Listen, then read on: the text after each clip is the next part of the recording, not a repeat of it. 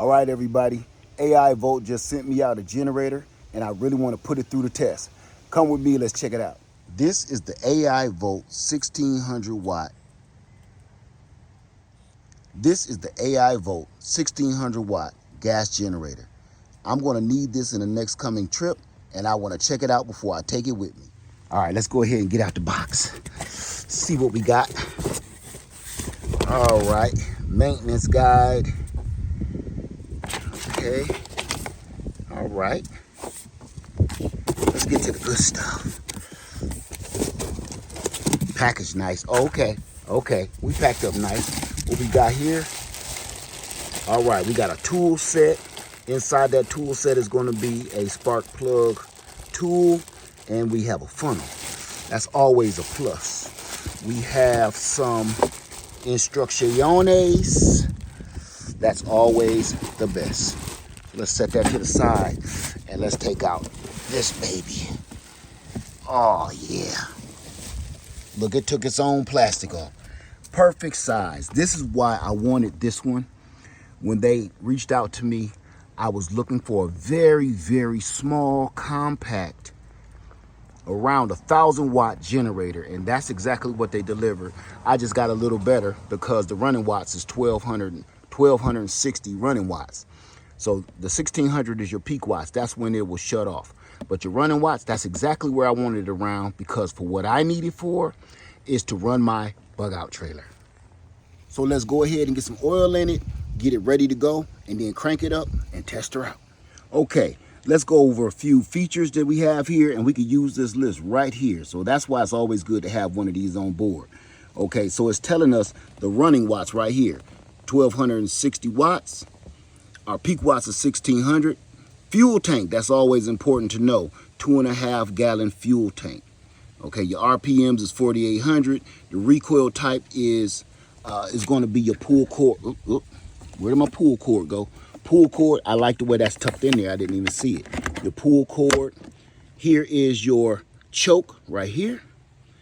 Your fuel cap with your on and off switch. You want to get that because that's what helps your fuel breathe. All right, now we have our engine switch. You want to cut that on before you try to start it.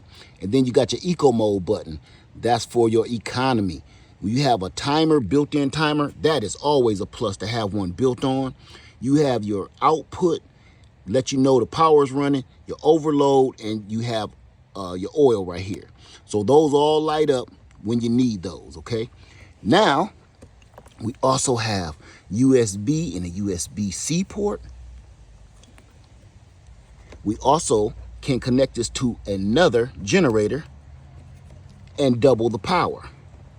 If you have the cords or order the cords and plugs, you can double your power if you had 2 of these generators. Here's your reset button just in case you reach the peak wattage and it trips off. So that's kind of like your fuse trips, and then you can reset it right there instead of cutting the whole thing off. And you have 2 120 volt AC ports. Here's your on and off switch. Cut your fuel switch on, cut your fuel switch off. Your exhaust and muffler is located on the back of the unit right here. Now, when it comes to gas generators, I like the suitcase kind, especially when they're smaller like this, because you can take them with you and they're lightweight. You could pick that up and carry it with you anytime you got to roll it on wheels or anything like that. This is for small tasks anyway. It's perfect. Oil capacity, 0.35 of a quart. Oil type, 10W30. Everybody got that. It even has here when you should do your first, second, and third oil changes here. Change your oil after 25 hours. Change your oil after 50 hours. After 50 hours, you should be good to go. Replace your air filter after 300 hours. Your spark plug after 300 hours.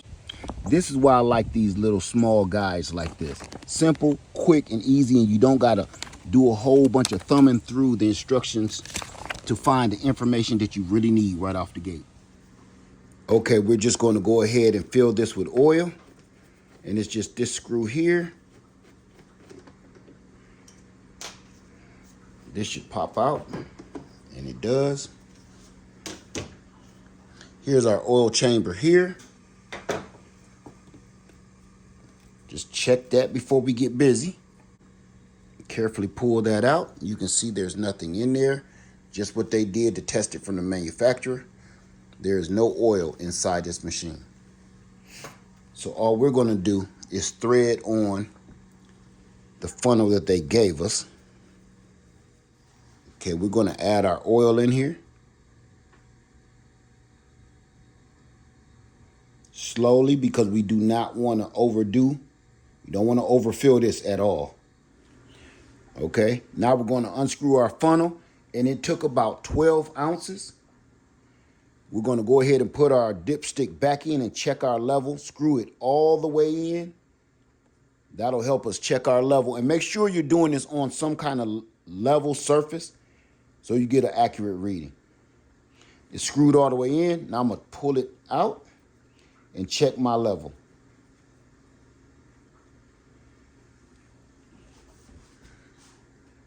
See that? We are ready. Perfect. All right. Put our cover back on.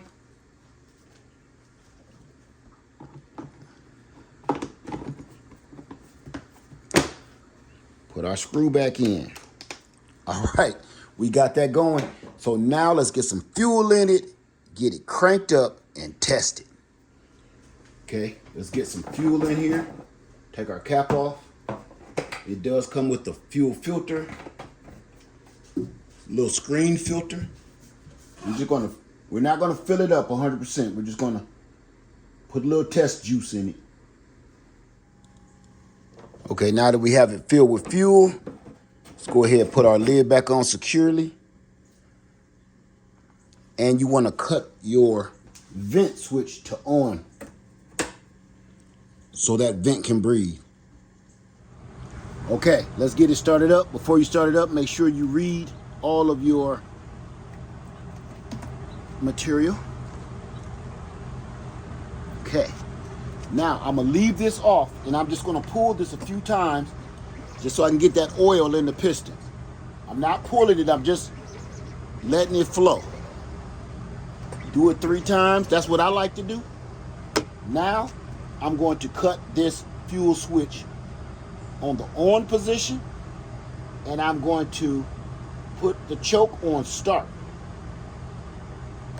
Let's make sure the power is on, and we'll start it at non-eco mode. Cut eco mode off. Cut eco mode off.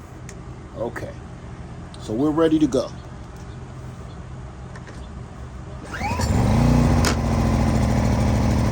That's why I like to do it like that.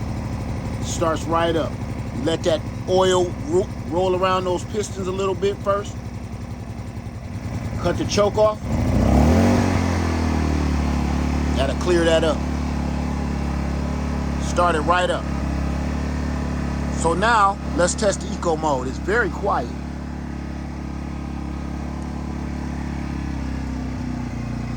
That's eco mode. Wow.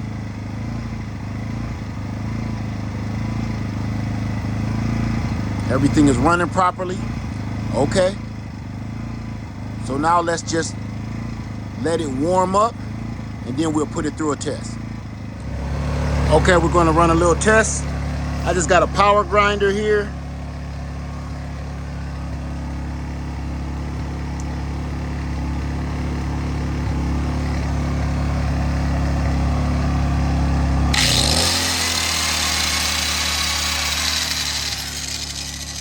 Okay, now let's check and see if it can go from eco mode to straight power. Cut on eco mode. Now let's see if it can pick up the pace without cutting off.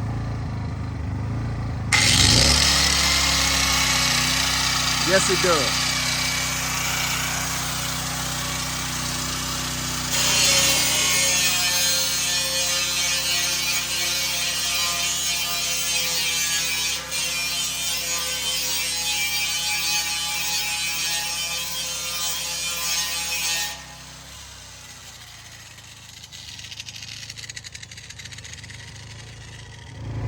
All right, now let's see if it'll run my welder.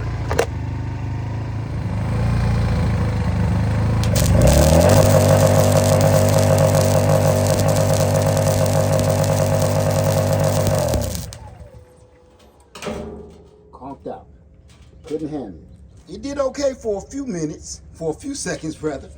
I didn't even expect it to do that. So, well, all we should have to do now is just crank it right back up and do shouldn't have to choke it again. Hit the reset.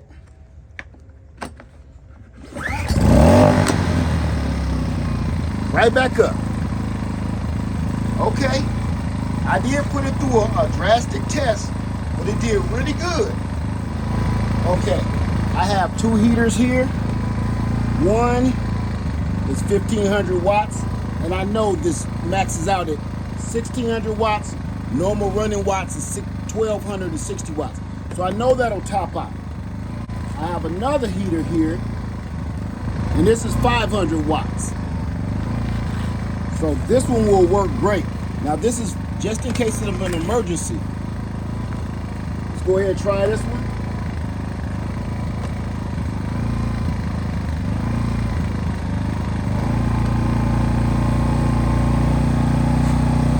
It's on. This has an automatic shut on and off switch under the bottom. So when it's already on. So when I set that down, it's going to come on.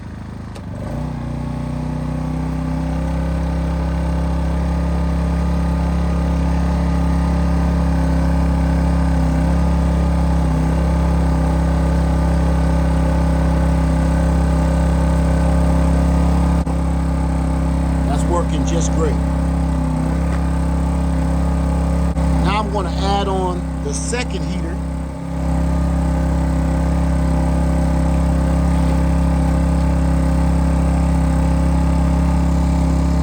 Okay, I'm going to cut it on 1. That should be 500 watts. That should be 1,000, number 2, and number 3 should be 1,500.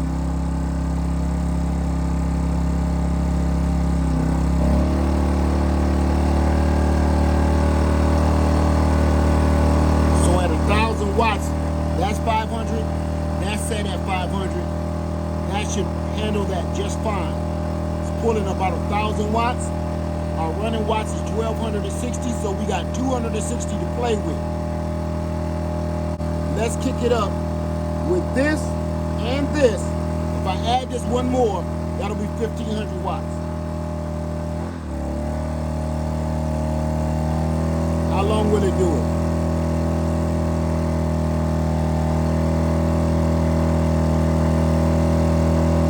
It's doing it. Right what I was going to say, it's doing it. I was getting an overload light right here. So we're going to put that back down on 1. Let's see if we get the reset.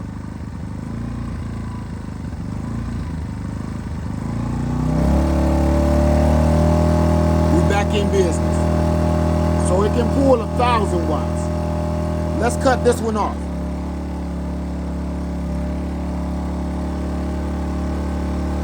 Take this just to 1,000 watts on number 2.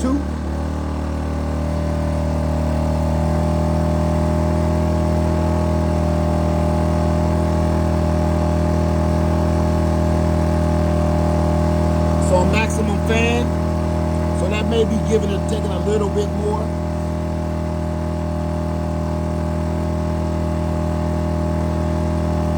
Let's take it to 1,500 at number 3.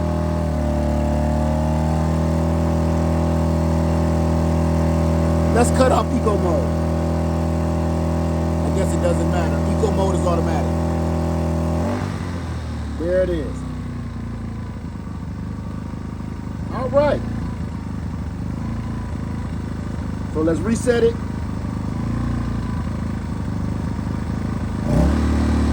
Let's reset. And now we can just go ahead. We cut our heaters off. Unplug everything safely. And now let's shut it down. You got an on and off switch here. shuts the engine down, but don't forget to turn off your fuel line. Cut that to off.